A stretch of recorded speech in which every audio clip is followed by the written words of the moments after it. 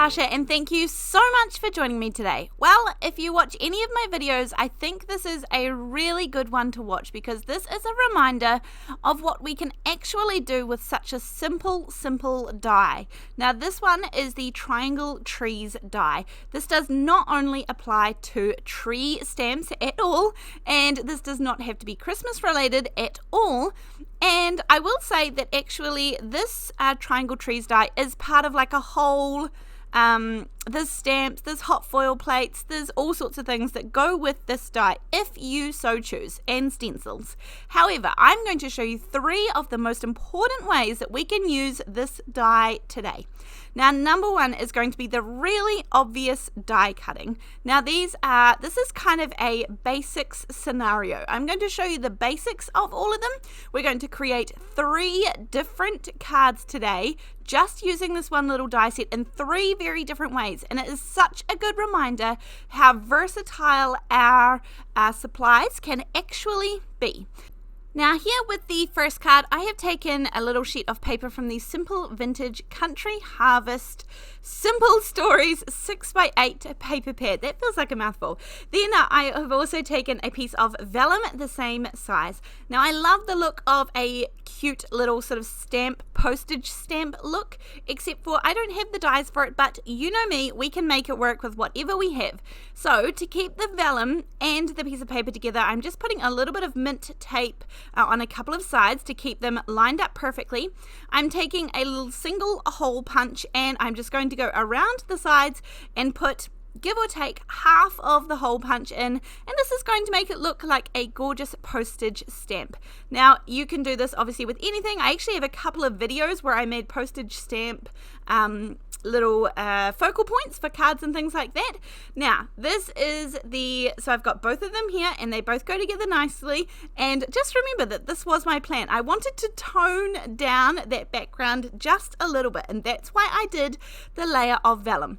That will change. Now anyhow, most importantly, here's the same piece of paper, right? So this is the other side of that sheet. Now I absolutely love this. It makes it so easy and versatile.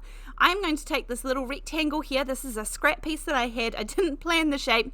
Take one of the trees that I think will fit one of the dies, and I will run this through my die cutting machine, just like normal, like regular die cutting.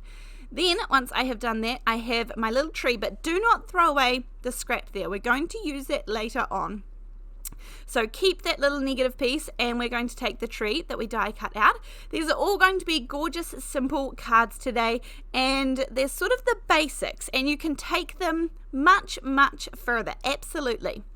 Now, as per usual, I have my favorite little Santa, actually my only real Christmas stamp set that I chose to invest in this year. And this is the Santa Claus Comes Tonight by Picket Studios. I'm simply taking the little Merry Christmas from here, and I'm going to stamp this out lots of times. A couple of these were actually duds and that I wouldn't use them. They were just a little bit smudgy, but I'm going to stamp out a few of these so that I can pop them in the back of the packaging and use them next time as well. And then some of them will be for today's projects too.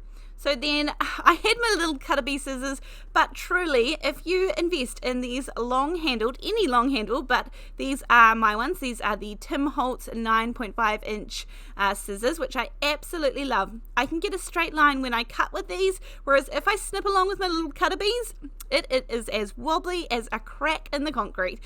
So the long-bladed scissors are where it's at for me. I'm going to add a little bit of Vintage Photo Distress Oxide ink around the edges here just to brown it up a little bit in the center too, never hurt anybody. And I'm going to do the same with the tree, just edge it nicely and add a little bit of brown. This is just completely unnecessary, but just adds that little bit of extra detailing and takes away the white core of the cardstock of the tree and that piece of paper. Perfect, ready to go. You absolutely don't have to use Distress Oxides. Of course, any ink, pigment, dye, hybrid are all going to work nicely there. Now this is where I changed my plan completely because I actually liked that background sheet there, but I just thought this, to kind of create this focal point, I would just cut it down. So gone is my time spent doing the postage stamp look, but that's okay. That's all right that we change our mind. There are absolutely no rules. And again, I use my long bladed scissors to get a relatively straight edged rectangle there. I put some double-sided adhesive on the back of my little Christmas tree, pop it onto that rectangle, and then I'm going to pop some more behind there to hide the adhesive behind the vellum. Then I'm going to take, I think I have a 5 by 5 inch square card base there that is folded and ready to go. Then I have my layers that I'm going to pop on. So this one I'm going to use with some liquid glue. So this is how I know it helps me know that they are coordinated. There's that A from the same paper pad, but not only from the same paper pad, it's actually the same sheet of paper. I'm just using both sides of it. And that is one thing I do like about a 6 by 8 paper pad. Usually a 6 by 6 paper pad, by the time I cut out a card front from it, I usually don't have too much left over. Now absolutely some paper pads have several sheets of the same design, and that is very helpful, but some of them don't. And that's okay too. So once I have got my little rectangle here, as I said, I put adhesive on. I use double-sided tape when I'm dealing with vellum. I find it much easier to work with than liquid glue, but I do love my liquid glue. That is card number 1 finished, and that is the die cutting portion of the video. Now, number 2 here, we are going to use these gorgeous dies as stencils.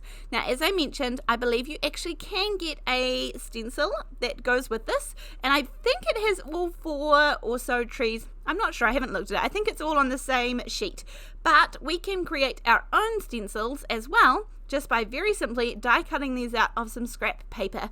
Now, if you are wanting to be able to see through and position these a little more carefully, then cut these out of some plastic, out of some file folders, out of anything that is kind of a hard plastic is going to work. Depending on what it is, your die cutting machine may not be able to cut this perfectly, and if not, then move on to something else, see if you can find something else. Often I find if you run a sheet, like a laminator sheet, through a laminator but with nothing in the middle of it, that is nice hard plastic that you can die cut. Again, it just depends which brand, what you use, all of those things. But just letting you know, you can create your own stencils for sure. Now I have 3 colors of some dye ink here. This happens to be the Simon Hurley dye ink. I have 1 foam brush that I'm going to use for all 3 of these colors. They are kind of in the blues family. They're greeny blues, I guess. And I'm going to use 1 Minty Fresh. This is one of my favorite colors in the Simon Hurley range. Then I'm going to use that stencil that we sort of created. It's the leftovers from the first card that we made. Hold it in place with a little bit of mint tape, and then I come in here with a little bit of the Overzealous. Now I do really like this color, but it just wasn't what I was aiming for. So I'm actually going to get a little bit more off my brush or my foam, and I'm going to use the Tropical Tango color. Now I'm trying to go heavy-handed down the bottom and then lighter up the top, not involving any new colors, just simply using different amounts of ink to try and give a little bit of variation. If you want to give it a bit more, then absolutely use a couple of colors, but I felt happy just using the one and going with a heavier portion down at the bottom and lighter up the top. Then I'm going to take, so I think there's a small, a medium, and a large that I'm using, but not the largest dye that I am using here. So then I'm going to take some one more color and do a little bit of a greeny portion. This is the Overzealous one that I started with, and then that is my 3 little Christmas trees. Now this does look beautiful as is, and as I said, these are basic cards, but this is a little too basic for my liking. So of course, you know me, we are going to add a few more little details onto these trees. This is so simple, but I bet you have everything you need to create this at home. I'm going to cut down this little square. It's going to be fairly small, a gorgeous focal point with a nice frame around the outside. Because there is so much white there in the background of the trees, I do feel like this needs a good framing layer. So I'm going to bring in a matte layer, and I'm using the Tropical Tango ink, which is one of the colors that I use for the trees, and I'm just going to ink up the edges of the square. The square is going to fit nicely behind that first layer and become a little bit of a matting layer. I can see a little bit of the other colors of ink coming in through here.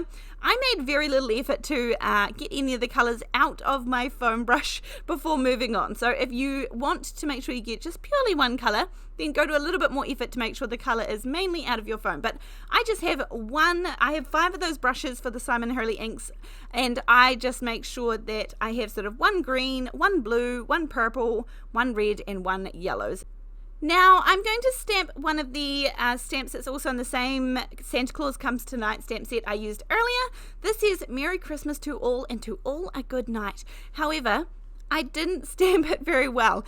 But waste not, want not, we are going to just cover it up and move right along. I didn't want to waste the card base, I didn't want to cut it down, so I may as well keep using it. And then I put a little bit of liquid glue on the back there, and I'm going to pop this onto my matting layer, which has the Tropical Tango, one of the colors we used in the middle tree that we have used the stencils for.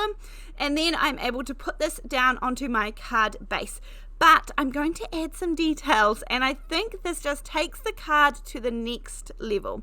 Pop this one down with some liquid glue, and then because the sentiments are exactly the same, and I'm going to put them in essentially the same place, and honestly it absolutely does not look out of place to have this strip there along the bottom. I think this looks absolutely fine, and it means that we didn't waste anything. I did have to cover up something, but only you and I know that. Then I will cut off the edges once this is nice and dry. Now, I'm going to take a silver, you could take any color. I think gold would be lovely. Even these Stardust pens would be nice. I think you could add some stickles. I think you could add some gems. I think you could add some enamel darts, all those beautiful things. I'm going to take a silver pen here. This is the Uni-Ball one, and add in some details onto these trees, and it makes such a big difference. Now I'm just going to hand draw these. They are absolutely not going to be perfect. I draw around the outside of the tree, and then I do some sort of spaced out lines, I guess, and I'm going to also put a few little dots and things that's going to be the center tree. And sometimes these little details, which are just so simple, you can truly add some beautiful, gorgeous detail and really take what was a simple stencil made from the dies, and I think this just sparkles beautifully. It catches the light absolutely lovely. Now for the next one, I'm going to carry it along and do around the outside of the tree as well, so that they all match. I'm going to go around the outside of all of 3 trees, and then this one has got a line down the center of the tree, give or take. If you're not confident in drawing the lines, then absolutely, by all means, use a ruler. There are no rules to say that you should be able to draw a straight line or that you should be able to do it freehand. Use a ruler. Help yourself out. That's absolutely fine. Then I just draw in some, I don't know, are these wonky lines? Just random lines that come out from the center of the tree, really plain and simple. And then on the last one, this one is pretty small, so I couldn't think about doing anything too detailed. But I'm just going to pop around the outside and then do some, I guess they're kind of like Christmas tree lights is how I sort of see little lines swaying from side to side, back and forth, some of them crossing over others, some of them not, some with little gaps, and that is going to be the 3 little trees. Now honestly, when I change this in the light, how good does that look? It takes the card to the next level, and you could do a whole lot more from here. As I said, these are just the basic versions of the card. And now we can put a tick beside the stenciling with the die set, because this card is complete from here, and we're moving on to the next one. Now this one is also really fun. So I have a little rectangle here of white paper. This is what I'm planning to do some stamping on. Now just remember that all of your dies can be easily turned into stamps, and to do that I use Kids Fun Foam. Now this can be fun foam from the Cheap and Cheerful stores. You can order it almost anywhere. If you can, I find that the 3mm is the best to work with. The 2mm absolutely works perfectly fine, and the 1mm is pretty tricky, honestly, to work as a stamp, to get a really clean image and make sure you're not getting any ink around the outside of the on the acrylic blocks. So I find the 3mm, but if I've only got the 2 on hand, that works perfectly fine too. Now if you have the 2 and you're struggling with it, there is no reason to say that you can't cut out 2 of the image and then stack them upon one another, and that is going to give you a very beautiful cushioned stamp. So run these through your die cutting machine just like you would paper. They're going to go through well, but make sure you only run them through once. Do not be tempted to roll it back through, as you will have stretched the foam, and then when you roll it back through, it sort of double cuts it in a different place. So Don't be tempted, it will cut beautifully. Now when it comes to stamping, I do really love my VersaFine clear inks. I have a whole review video on these and showing you different ways you can stamp with them. I'm going to use some greens today, obviously. Now, if you are using a brand new piece of foam like I am, it's best that you try it out on a scrap piece of paper. Get the feel of what it's going to feel like, make sure it's inking up evenly, make sure you've got no little dents or anything in your foam because they are all going to show up. So don't get your fingernails in there and make a little fingernail shaped dent. Now, when I was doing this, I could see that the edges weren't super crisp, so I was just testing it out to see which kind of pressure, how much pressure I needed to give in order to get those crisp, clear edges. That last one was perfect, so I was really happy with this. Now I'm going to use, I think this is called Rainforest, and this honestly was going to be the center one, and I wanted lighter on both sides. Now just remember, you can clean off this foam. So what I'm going to do is I'm going to stamp some of the remaining ink, and look how many different versions you can get from this. Just remember, stamping off second, third, and fourth generations of ink makes your inks very versatile. Then I'm just going to use a damp cloth or a baby wipe, just give it a gentle wipe, and then you can see that it stamped absolutely crystal clear, and we are good to go with a lighter color of green. Now you can absolutely change the colors. You could do any color from here. I have a lot of videos that show me using stamps with creating them out of dyes and making them out of foam. This stamps beautifully. I've done this for years and years. I have lots of videos on my channel using this technique, and I think it is a great way that we can extend the use of our dyes. Now I have this is a really old set, W+9. There are some gorgeous little stars, some hearts, some sequin shapes, all sorts of things. This is one of those sets I will never, ever, ever throw away. Now, I'm going to use the stencil that we used in the previous card, so don't throw them away, they're going to be handy, and I'm going to use it as a like a mask, so I'm able to stamp lots of little shapes. This one is the sequins, so I'm using one shade darker of green to go over this ink, and I'm just using this, making sure that means I get a perfect crisp edge around that green tree in the center. And then I'm going to do the same thing. I'm going to use one shade darker, so this green is actually the one that we stamped in the middle, and this one here is just some dots. So I have two of the stamps, one is a larger dot and one is a smaller dot, all from that little stamp set on the left. I think it has been discontinued. I will link all of the products that I have used in today's video that are still available. I will link them down below the video in case you are interested in checking anything out. Otherwise, perhaps you could go about making some of these little shapes that you could fill in some of the stamps with. You may have other stamps that you are able to do this final little bit of decoration with as well. So you can just have a look through your stash and see what you have. Also, down below this video, I always have a couple of things. One is my snail mail address. I absolutely love getting cards. I appreciate the time and the effort that it takes to get them in the mail these days. And so I have a P.O Box that you are welcome to send cards to. I do a little mail haul, and that I share a video of the mail I have received. And that's a great way to see how people take some of the techniques I used and they have applied them themselves, but also just gorgeous, absolutely gorgeous cards and ideas that other people bring to the table. Sometimes all it takes is to see somebody else's card and it sparks an idea for yourself as well. Speaking of sparking those ideas, we have a Facebook group. It is called Come Crafting with Natasha. There will be a link to it down below, of course, or you can just search it on Facebook, and there you can see lots of fabulous inspiration for card making and beautiful, beautiful designs.